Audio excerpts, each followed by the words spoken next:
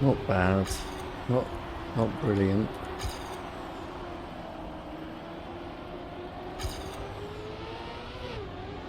Too tight there.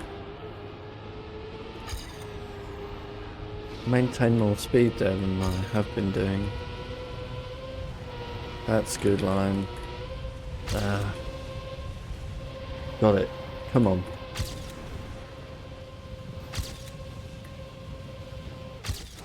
'80!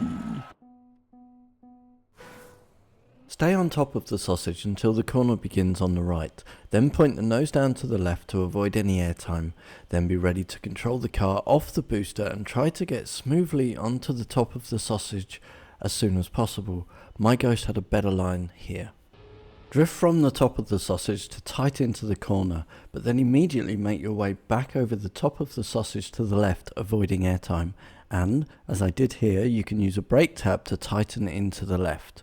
On the way out of the corner, you also want to stay slightly left to the centre, but still on the grey if you can to avoid airtime over this small hump.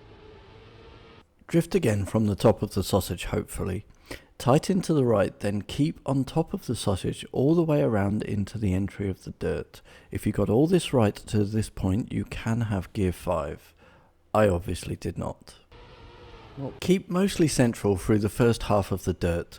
Then, even though I missed it here, you can start to pick up the dirt banking through the second dirt checkpoint. And stay on it before using the highest section of the dirt banking to turn sharply down into the final exit of the corner.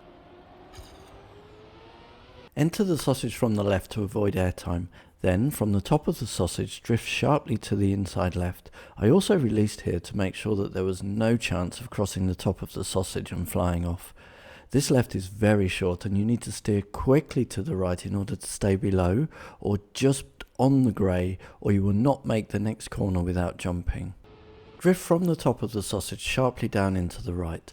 Aim the car back to the centre and straight before you cross the booster. Be prepared to control the car with the booster speed. You should be on top of the sausage track again all the way through this longer right and left-hander, avoiding airtime.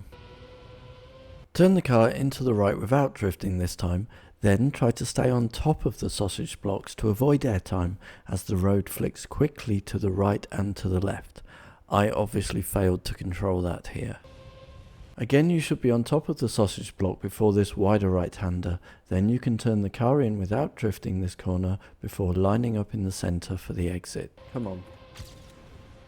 You can probably avoid these jumps, especially since we are in super reactor down, but having got this far and already seen the loss of control just before this section, I decided just to safe it and stay far from the walls and any possibility of jumping out of the track on the way to the finish.